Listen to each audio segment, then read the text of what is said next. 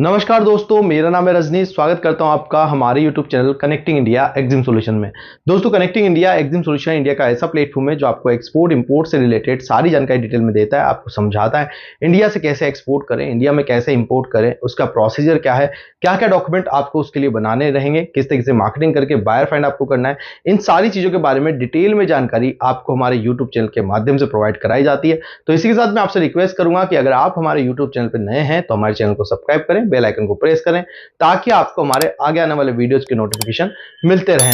दोस्तों, वीडियो में बढ़ते आगे बात कर लेते हैं। इंडिया से जब आप एक्सपोर्ट करेंगे तो शिपिंग बिल और बिल ऑफ lading को लेके काफी सारे लोगों को कंफ्यूजन होता है। तो हमारा ये एक्सपोर्ट इंपोर्ट नॉलेज सीरीज 2024 का नेक्स्ट वीडियो है जिसके अंदर हम आपको बताने जा रहे हैं कि शिपिंग बिल क्या होता है और बिल ऑफ lading क्या होता है, इन दोनों के बीच में क्या डिफरेंस है। तो चलिए दोस्तों, वीडियो को शुरू करते हैं।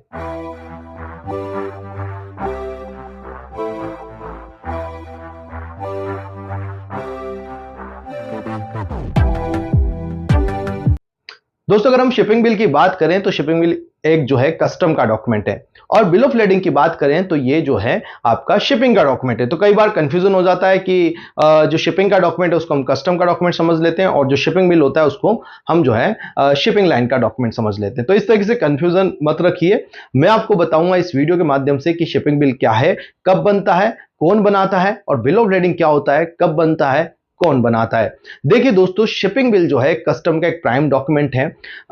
शिपिंग बिल जब आपका फाइल होगा तभी आपका मटेरियल जो है पोर्ट पे आ सकता है और उसका कस्टम क्लियरेंस करा सकता है। सीधे सीधे शब्दों में कहा जाए तो शिपिंग बिल जो है कस्टम परमिशन होती है या कस्टम डिपार्टमेंट की परमिशन होती है कि अब आपका मटेरियल जो है पोर्ट पे आ सकता है, उसका कस्टम क्लियरेंस कराया जा सकता है और उसको जहाज पे लोड भी किया जा सकता है। तो ये कस्टम का ही एक परमिशन डॉक्यूमेंट होता है जो कहलाता है शिपिंग बिल। अब शिपिंग बिल फाइल कब और कैसे होता है? देखिए दोस्तों, जब भी आपके पास एक ऑर्डर आता है तो आप मटेरियल तैयार करते हैं, उसकी डिस्पैचिंग की प्लानिंग करते हैं। जब आप मटेरियल तैयार करके उसको डिस्पैच करते हैं तो आप अपनी कमर्शियल इनवॉइस बनाते हैं और कमर्शियल इनवॉइस बना के आप अपना कस्टम हाउस एजेंट जो कि एक सीएचए होता है। देखिए, आप कभी भी एक्सपोर्ट करेंगे तो उसके लिए कस्टम कराना जरूरी है, इंपोर्ट करेंगे तो भी कस्टम कराना जरूरी है। तो आप जब भी कोई चीज का एक्सपोर्ट करेंगे तो यहां पे आपको सबसे पहले एक सीएचए अपॉइंट करना रहेगा। तो आप जब भी अपना मटेरियल एक्सपोर्ट कर रहे हैं तो आपको कमर्शियल इनवॉइस बना के सबसे पहले अपने सीएचए को मेल कर देनी है। तो जब कमर्शियल इनवॉइस आप सीएचए को मेल करेंगे तो वो कस्टम में एक डिक्लेरेशन फाइल करेगा, मतलब कस्टम के वेबसाइट के ऊपर आपके प्रोडक्ट की, आपकी कंपनी की, आपके बायर की सारी डिटेल कस्टम के पोर्टल पे डाली जाती है, जो कस्टम का एक ईडीआई सिस्टम होता है। उस पे जब सारे डिटेल्स डाला जाता है तो वहां से एक फॉर्मेट निकल के आता है जिसको एसबी चेकलिस्ट कहा जाता है या चेकलिस्ट कॉपी बोला जाता है। तो ये एक तरीके से शिपिंग बिल का ड्राफ्ट होता है। तो शिपिंग बिल चेकलिस्ट आपको दी जाती है फॉर द अप्रूवल। तो आपको क्या करना होता है, उस शिपिंग बिल की चेकलिस्ट को कंप्लीटली चेक करना होता है, स्टेप बाय स्टेप देखना होता है कि आपके बायर का नाम प्रॉपर लिखा हुआ है, नहीं लिखा हुआ, आप सेलर हैं तो आपका नाम प्रॉपर लिखा हुआ है या नहीं लिखा हुआ, इसके अंदर आपके प्रोडक्ट की प्राइसिंग, आपका सारा डिटेल्स, प्रोडक्ट का डिटेल्स वगैरह लिखा हुआ है या नहीं लिखा हुआ, और साथ में एचएसएन कोड ठीक से प्रॉपर लिखा हुआ होना चाहिए।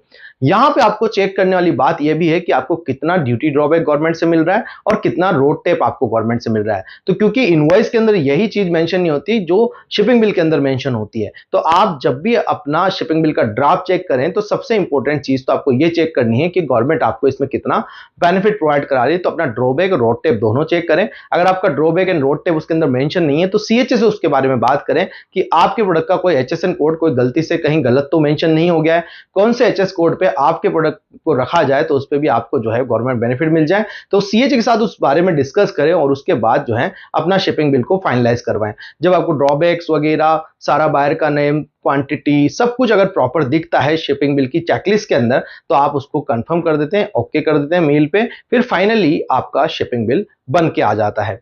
जब आपका शिपिंग बिल बन जाता है, उसका एक नंबर होता है, उसकी डेट होती है और एक पूरा फॉर्मेट होता है 4 से 5 पेजेस का।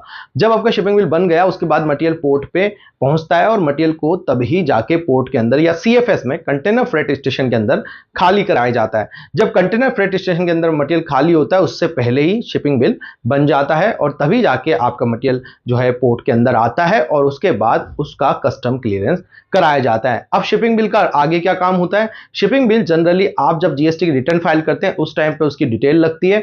दूसरा यह कि शिपिंग बिल का नंबर और डेट जो है बिल ऑफ लेडिंग में लिखने में आता है। तीसरा यह है कि शिपिंग बिल की एक कॉपी जो है आपको लास्ट में बैंक में भी सबमिट करनी पड़ती है, जिससे ये प्रूफ हो जाता है कि भाई आपका इतने रुपीस का जो है मटेरियल एक्सपोर्ट हुआ है, गवर्नमेंट्स के इतने बेनिफिट्स आपको मिले हैं और इतनी फॉरेन करेंसी आपके अकाउंट में आने वाली है और वाकई में आपने अपने प्रोडक्ट का कस्टम क्लियरेंस भी कराया है और उसका नंबर भी ये है। तो ये सारी चीजें जो है वेरीफाई हो जाती है बैंक के पास भी, तो आपको शिपिंग बिल जो है उसकी एक जेरॉक्स कॉपी आपको बैंक में भी देनी होती है। तो इस तरीके से शिपिंग बिल जो है बहुत इंपॉर्टेंट डॉक्यूमेंट है, बस ये बायर को नहीं भेजना है, बाकी सब जगह आपका ये लगेगा ही लगेगा, चाहे आप जीएसटी पोर्टल पे लगाएंगे या उसकी डिटेल भरेंगे जीएसटी रिटर्न के टाइम पे या आप जो है बैंक में सबमिट करें। तो इस तरीके से शिपिंग बिल एक जो है प्रिंसिपल डॉक्यूमेंट के रूप में काम करता है।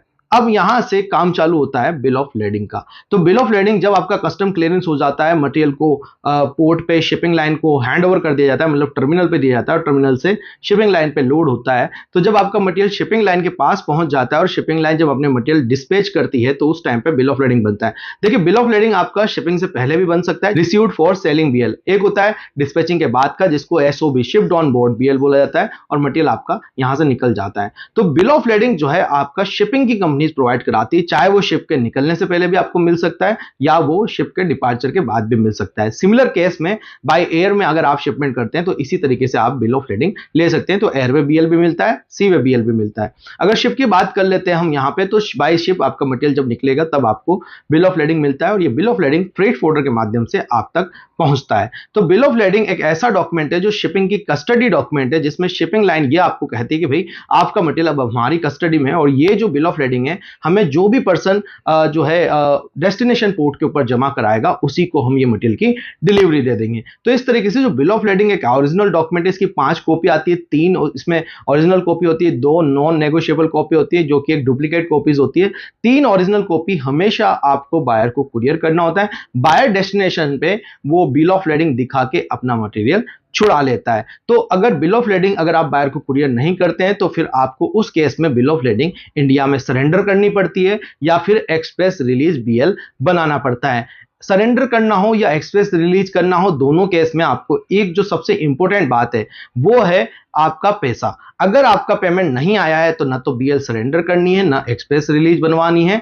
दोनों ही केस में सिर्फ आपको स्कैन कॉपी, जनरल जो कॉमन स्कैन कॉपी आती है वो बीएल बायर को दिखाएंगे, पेमेंट डलाएंगे, उसके बाद आपके पास 2 ऑप्शन है, या तो बीएल कुरियर करेंगे या सरेंडर करेंगे। और अगर आपका फुली पेमेंट एडवांस आ चुका है और बायर जो है यहाँ पे एक्सप्रेस रिलीज बीएल की डिमांड करता है, आप जो है एक्सप्रेस रिलीज बीएल यहाँ पे बना सकते हैं। तो आपको ध्यान यही रखना है दोस्तों कि ना तो बीएल सरेंडर करना है ना बीएल एक्सप्रेस रिलीज बनाना है। Most of the time buyer को बीएल कुरियर ही करना है, पर सभी केस में जब तक पेमेंट ना आ जाए तो उस केस में आपको बायर को ना तो बीएल देनी है, ना एक्सप्रेस कराना है, ना बिल ऑफ लेडिंग आपको किसी भी तरीके का रिलीज करना है। तो आपको इस बारे में ध्यान रखना है। बिल ऑफ लेडिंग के अंदर अगर फ्रेट कलेक्ट लिखा हुआ है तो इसका मतलब बायर ने कंटेनर को बुक किया है, और अगर बिल ऑफ लेडिंग के अंदर फ्रेट प्रीपेड लिखा है तो इसका मतलब आप खुद ही यहाँ पे फ्रेट का खर्चा देंगे या शिपिंग लाइन के थ्रू आपने ही कंटेनर यहाँ पे बुक किया है। तो ये कुछ बिल ऑफ लेडिंग के टाइप्स होते हैं। आगे हम बिल ऑफ लेडिंग का एक प्रॉपर वीडियो बनाएंगे जिसके अंदर different kind of bill of lading को जो है हम कोशिश करेंगे डिस्क्राइब करने की। आई होप अभी आपका थोड़ा जो कंफ्यूजन है वो दूर हुआ होगा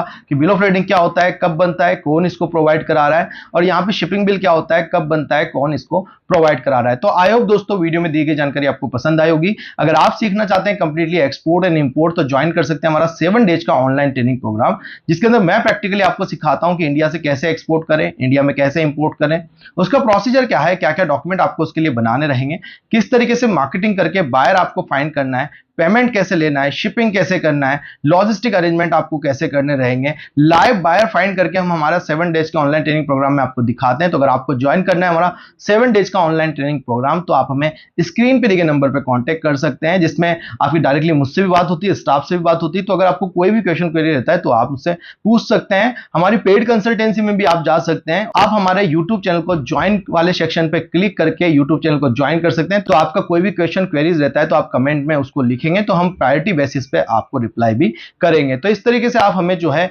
इस कनेक्टिंग इंडिया एग्जाम सॉल्यूशन को आगे बढ़ाने में मदद कर सकते हैं। ट्रेनिंग के बारे में पूरी जानकारी के लिए और किसी भी तरीके के डॉक्यूमेंटेशन के लिए, रजिस्ट्रेशन के लिए आप हमें जो है स्क्रीन पे नंबर पे कांटेक्ट कर सकते हैं। आप हमें फॉलो कर सकते हैं सोशल मीडिया पे, जिसके लिंक भी आपको डिस्क्रिप्शन में मिल जाएंगे। हमारी कंपनी के बारे में ज्यादा जानकारी के लिए आप हमें www.connectingindiaexamsolution.co.in पे जाके भी हमारे बारे में जानकारी ले सकते हैं। मिलते हैं हमारे नेक्स्ट वीडियो में दोस्तों। Thank you very much.